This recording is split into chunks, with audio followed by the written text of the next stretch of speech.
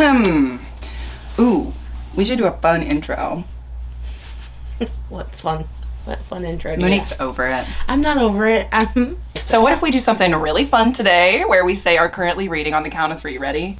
1, 2, 3. The Truth King According Sorrow. to Ember by Danica Nava. Okay. Yeah. I'm liking it. I'm liking it. It's an interesting premise. She tells white lies throughout the entire book, and I do find that a bit annoying. But she's younger, and she's telling white lies because apparently she has tried to get an accounting job, and she has been rejected 37 times, and she thinks it's because she's Native American, and she checks that box on the application. So the premise, she checks the white Caucasian box because she has a white Caucasian father, so she's not technically lying. Okay. And so that's how they start, and then she just snowballs. Like, she says that she doesn't live in this one neighborhood. Isn't that the whole premise of the book? The Truth According to Ember? Yeah. Okay. So it's just I didn't know how much it was going to bother me. Okay.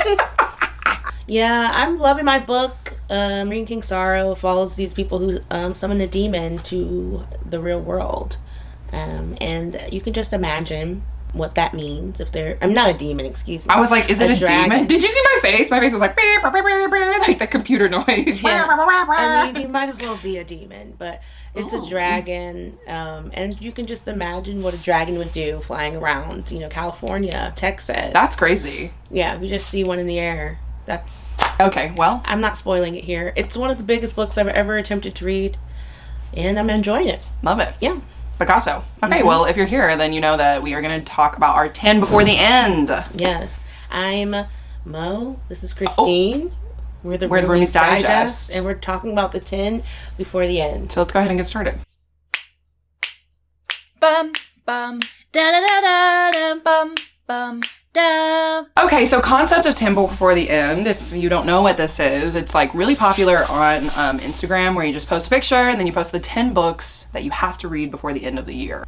Daunting. I actually went to the 25 books in 25 posts that we had to see how many of those books I haven't read. We shan't be talking about those in this video. I forgot what I said I was going to read. Honestly, I started actually, I think I read more books on your list than on my list, which I think is hilarious. What was on my list? Wow, I did pretty good. I need to read Katabasis, though. That's not beside me right here. I started a lot of these, I just haven't finished them. That's what's sad. Let's talk about what we're actually going to be talking about, which is the 10 before the end. Yeah. You want to go first? Are we starting 10 to 1? 10 most... I think they're all evenly ranked in my head. But if you want to go with ones you're most excited about, I could... I'll save the most gagging until the end. You know what I mean? Okay. The one that Well, I could just knock out 2 right now. The same romances that I had in the post that I haven't read. Actually, from my 25 and 2020, 25, 26, 27, 28, 29. 25 and 25. First up, we have Just My Luck by Denise Williams. This is a book following Sybil, who just really needs some luck to pan out. So she goes and buys a lottery ticket. This sounds like you. Yeah. She goes and buys a lottery ticket, goes to a donut shop, meets this hot baker. They have a quick little, there's some tension Back there. and forth. There's a little back and forth. Yeah. And so in her haste, she runs out, leaves her lottery ticket, which ends up being the winning lottery ticket. So then the baker is like, I've got to return this winning lottery ticket. What a good person. Yeah. That attempt becomes a romantic gesture that goes viral. Ooh. So now... When you go viral, there's no going back. In order to keep the store afloat, they have to keep this relationship up. But they might as well just be in a relationship, This one I'm not as familiar with. People have told me the plot of this book. You'll remember. I read this one earlier this year. I'll gladly sub in. Thank you. So this is a long distance relationship between two people who meet one night and have the most perfect time ever. They have the most perfect date. It's lovely. And then they realize that one of them is moving across the country. Okay. Yes, there's also a caretaker element to it, which brings in that emotional, Abby Jimenez, what she does really, really well. And I think that this one was so good because it really analyzes long distance relationships. I don't know about another book that I've read like this. And I think it perfectly sees that and then also has it displayed in such a healthy way. It's very good. I know a lot of people didn't like this one because it does have some references in it. I believe there's an Akatar reference, which did, put people off in the beginning. But if you can get past that, I do think that it represents long distance relationships and just having to like make hard decisions about it very well. So yeah. Nice. I'll go into 2 of mine. So these ones are going to be ones that I've talked about for sure. Coming up at number 10 is Eternal Ruin. This is the sequel to Immortal Dark. I say this story all the time, but Immortal Dark was that book that I read in one sitting around Christmas last year, and then I woke my father up at 11:45 p.m. out of his recliner to tell him the entire plot of the book, okay? He doesn't really read about vampires. That's just not his thing, but he was riveted. He was interested, and that is how much this book like impacted me. I had a great time with it. I think it has such a unique magic system because the magic system is tied to like bloodlines and like houses and rules and logic, and it's very, very cool. And I am going to continue on with the second one. I don't know what's going to happen in this one. Obviously, it's a sequel. Who the heck knows what's going to happen in a sequel? But I do know that from going to Tigest's talk yesterday, she was saying that the romance is amped up. And there's also a lot of kind of like parallels between depression and how this girl makes house rules and does the magic system. So I'm excited to explore that. I can't wait. And it's also thicker than the first one. So it's gonna be a fun time, guys. It's gonna be a fun time. I've just been in my vampire era this year. Like, I've read so many vampire books. Get out of here, Christine. Speaking of, I'll go into my next one. This one isn't necessarily a vampire book, but it is a werewolf book. And this one is Mate by Hazelwood. So not exactly about vampires, but this one does follow up to Bride, which was a vampire werewolf relationship. Of course, y'all know what this is. It's Hazelwood, and it's about werewolves. And honestly, I'm more intrigued by this one than I am about Bride, I'll be honest. But my not so famous story, just like something that happened to me, I did go to Barnes & Noble like 3 weeks after this was out, and they still didn't have copies of this. Odd. Weird.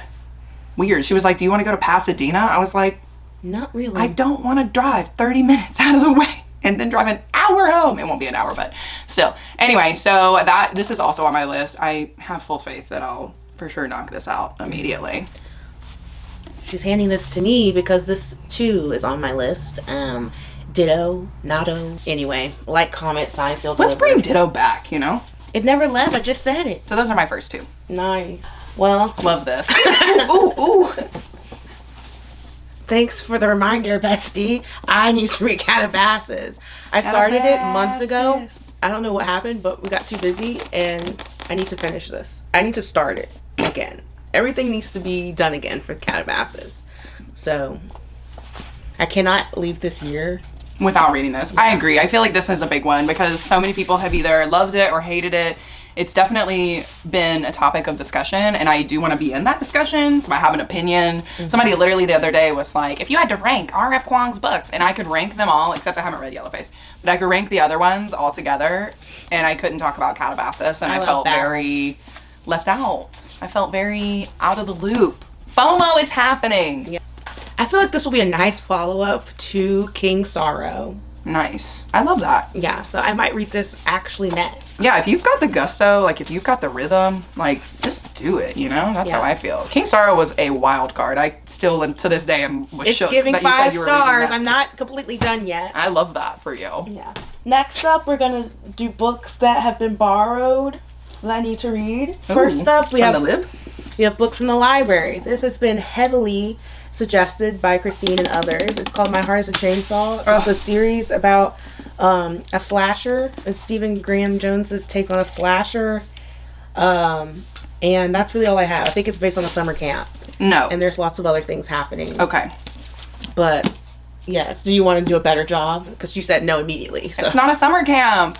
It centers around this town that has this lake called Indian Lake. And what happens is there's like folklore and like tales and things about this town, but really it doesn't come to fruition until this girl who is obsessed with slashers believes that someone is killing people. Okay, and no one will listen to her because she's like the alt goth core girl in her high school, and so everybody's like, you're just a weirdo, and she's like, yeah, but I'm being for real, like this is how slashers go. Yeah. And so then you're kind of like tossed into her POV and like what she believes and what is actually happening, and yeah, there's like also this like very emotional part at the very end, and oh, it's so good. If you like slashers, you should read it. Yeah. Read it. And then we have Model Home by River Solomon. This is also a horror that's been highly recommended by a lot of authors that write horror that I like. So I was like, I should read this too. And it's also from the library, so I need to read it sooner than later.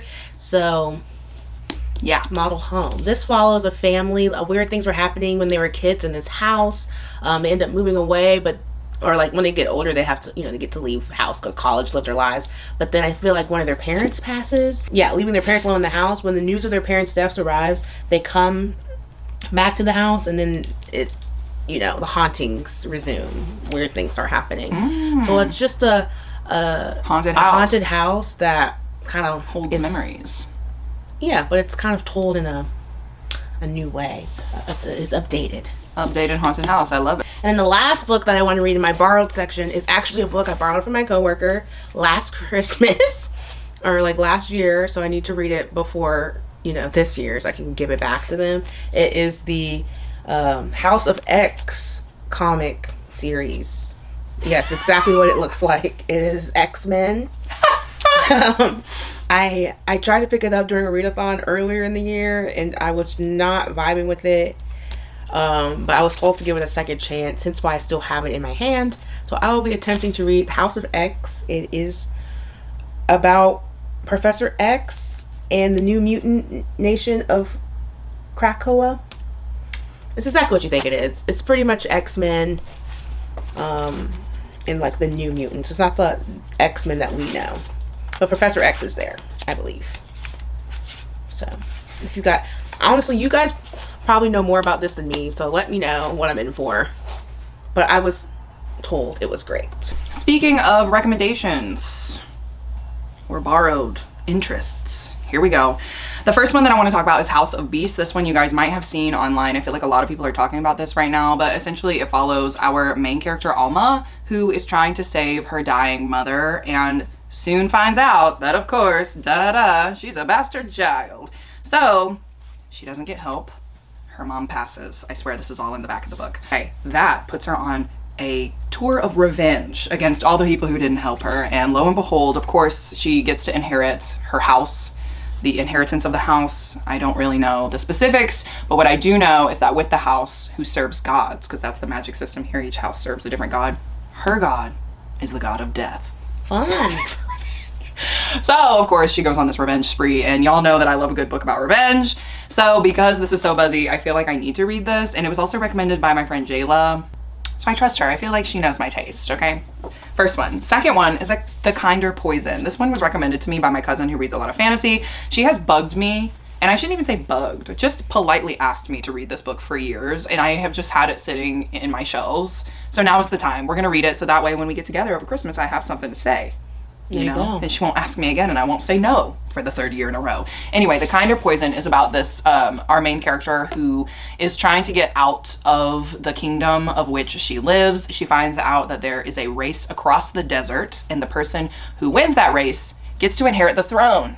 What? That's actually so wild. Like, imagine you race across America and the first person to win the race is the president of the United States.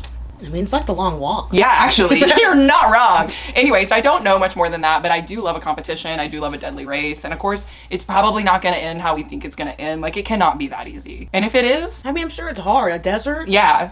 Like, trials. There's got to be some kind of scorpion thing living out there. I mean, minimum. It's on the cover. Wow, I never saw that until this moment just now. You never saw the scorpion sitting inside of the lily? Huh. Well, yeah, just in case. That one I'm definitely going to be reading because I have to read something that I can go back and tell my cousin about. Third, this one was a recommendation from Hillary, who y'all have probably seen on YouTube, Fantasy Queen, but she has told me to read Piranesi. Why haven't you read Piranesi? Well, because I don't own it, and I feel like every time I go to like try and get it from the library, it's like 12 weeks out or something. So then like it just becomes hard for me to get, but I am determined. You put it on hold? No, I actually found it on Everand. But okay. I'm determined to read this one. Piranesi is about a young, actually I don't even know if he's young, it's just about a satyr who's walking around in a labyrinth, okay? We all know the Greek tale, and I feel like that's a recipe for my success and my enjoyment in and of itself. But the satyr does get visited by this being called the Other, and the Other periodically comes in and just causes a little bit of mystery, a little bit of intrigue. And I don't really know much more than that, but it did win awards. People love it. You should read that and Katabasis. I feel like that's a similar plot. Yeah. Because I feel like they're also stuck in a In the Labyrinth, yeah. Well, Katabasis, I think, is also based on Dante's Inferno. It is. So that one's gonna be real fast. So those are the 3 that have been recommended to me that I feel are overdue. Like the balance is not balanced. We're definitely leaning, you know, and we need to bring it back. Got it. Bring it back up. I guess we'll do 2. Ooh, fun. First up, we have Son of the Morning. This is a gorgeous, gorgeous male right here. Who the hell is that? I don't know. Oh my God. I don't even think that's the main love interest either, because, you know, that seems like they're together, but... Yeah, I haven't been reading a lot of fantasy this year. I would love for you to read that and then let me read that. I mean, I have 2 copies. Really? Yeah, one's paperback and then I got a hardback. That one's a gorgeous cover. Does it have insides, like if you open it? Oh, wow. This is pretty. Oh my God. If you don't like this book, I'm going to take it from you so quick. Oh my What's on the God. back? How do I... I'm sorry. Whoever that is, please give her my number. Christine, pull it together. Oh my God. Look how gorgeous he is. I see it. But if he's the one true pairing, I'm gonna be upset because I like whoever they are together. Now you can tell I can. My eyes are watering right now. I am definitely coveting. I normally like a love triangle, but I don't want to pick the bad thing about love triangle is when you're rooting for the wrong love. Oh my God, triangle. I always do that actually. I don't think you are in this case. He's quite fine. I'm sorry to be lusting right now. But... Yeah, please. Anyway, what's this one about? Exactly. Galilee was raised by the Kincaids, which is a formidable clan of black women sequestered deep in the Weeping Willow. She has always had, she always knew something more. She felt like she needed to do more. She always had a feeling in her chest. And then one day she meets Lucifer. They go to Leviathan, where they meet the trusted Prince of Hell, Levi. Lots of loyalties are going to be tested here. I don't know what. So Lucifer isn't the Prince of Hell? Leviathan is? I don't know if he's Lucifer. That seems like a fake out to me. As Lucifer's most trusted. Levi. Heard. Yeah, Lucifer's in charge. Levi's the second in command. Yeah. Got it. I was like, this doesn't make any sense. You're kidding me. Yeah. I'm trying to figure out, you guys know, what my fantasy taste is. I realize I really like urban fantasy, hence why I'm freaking out over King of Sorrow. But a romance, I can get behind a romance. I think this is also Aquika's debut adult fantasy romance. Yes. So I'm excited for this. Also, I love this hair color. Would you ever do that hair color? Maybe. Red I've always considered. That's fun. Going into the final 3 for me, this one's gonna be kind of like, what, Christine, do you even read? It's The Night and the Moth by Rachel Gillig. I really have no excuse. And I'm actually in my night era right now. I have read a lot of night books. And by night, I mean like sword fight, right? So yeah, I really have no excuse. And all of the special editions I've seen, I've just been really lusting after. But of course, I have been trying to control myself. So I haven't bought any. Finally, time for me to admit that I haven't read this book, okay? So I really enjoyed One Dark Window by Rachel Gillig. I felt like that magic system was unique and the writing was so good, and it was like kind of a sleeper agent because it came out so long ago. So I have full faith that I'm gonna like this book. Yeah, what's it about? A Night and a Moth. You guys already know. I'm not gonna even go into it really. It's really just a poo-poo, you know? So need to read Immortal Dark. I have no excuse. Supposed to read it literally way before this. Amazing. Yeah, I was supposed to read it last year, definitely the beginning of the year, but now I need to read this for real. Time is ticking. The sequel's already out. I have it sitting there staring at me. I know I'll like it. I like vampires. I like romance. I like dark academia. There's really no downside here for me. Also, it's been highly recommended by this person beside me. I love this book. Did I let you guys know that? Yeah, we've heard about it. Your dad did too. Let's get into it. I actually lied to you. I have 3 more because I forgot to talk about this one that... You know it's 10 in before the end. I know. But this is actually number 8 for me. It's The Strength of the Few by James Islington. I forgot to tell you guys about this one. My favorite fantasy book of 2023. The first one. So it feels to me like a fantasy sci-fi, and like the feeling when I was reading it was my obsession. Like when I was reading Red Rising and I had to like throw the book across the room, that kind of a feeling, okay? Even the beginning of the first one, just like the intro scene, it's as if they're like playing a chess game, and like you're already seeing how the main character is just like calculating these political moves. So it's very much like that. Just one of the best fantasy books I ever read, so I'm really excited to get into the second one.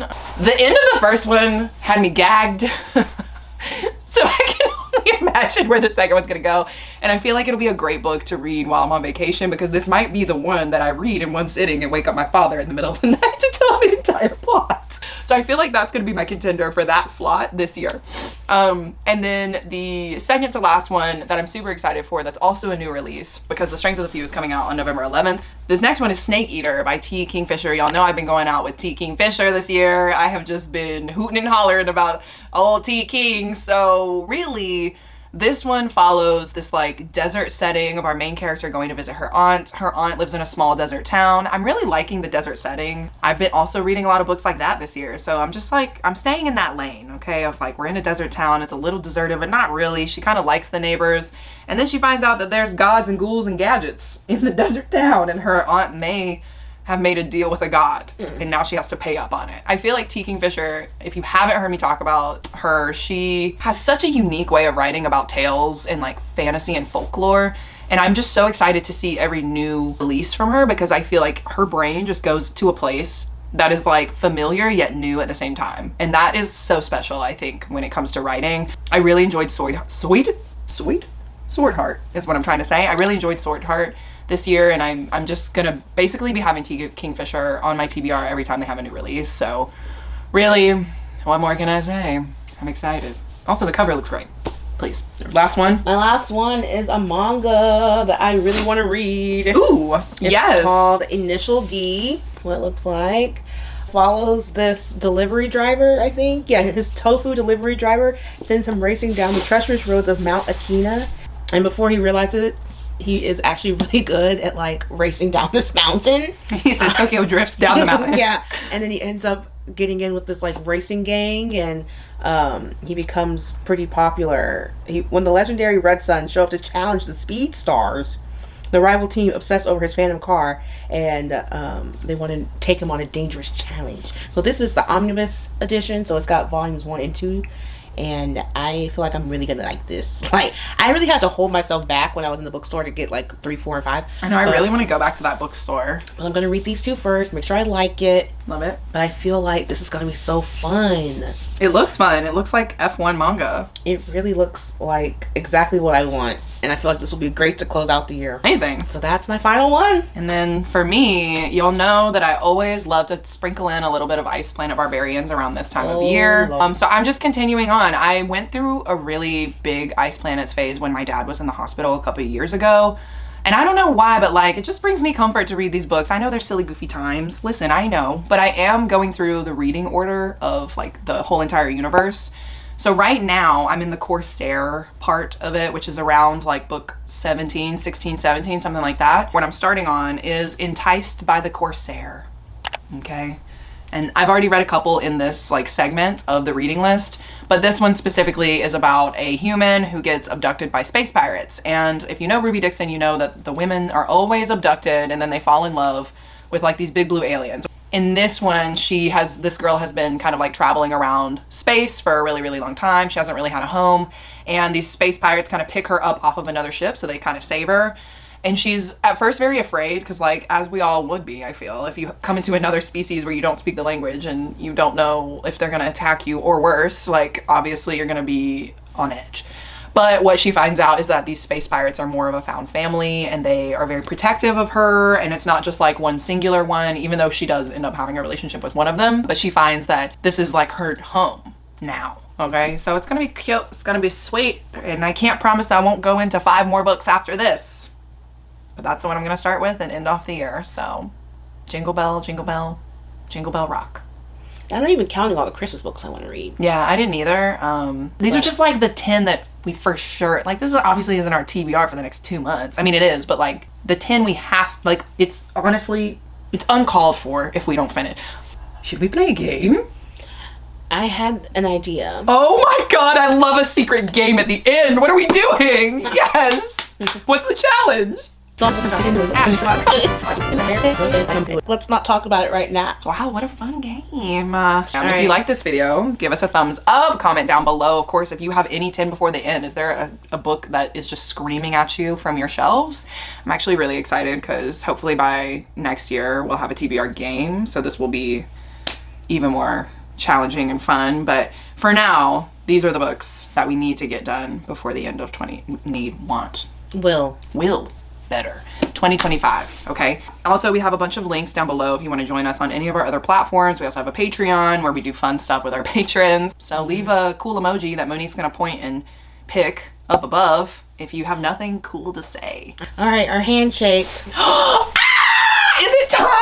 Our handshake. Ah! I can't wait until we do our 2026 like goals and like aspirations. Is it gonna be doing the handshake every day? No. Yeah. That's a good idea though. No, it's not, because you're not gonna remember it. All right. Well, this was supposed to be a nice, jolly way to say goodbye, but I'm the Grinch. Yeah, I'm in a great mood. So, oh my god, I should get my Grinch slippers out.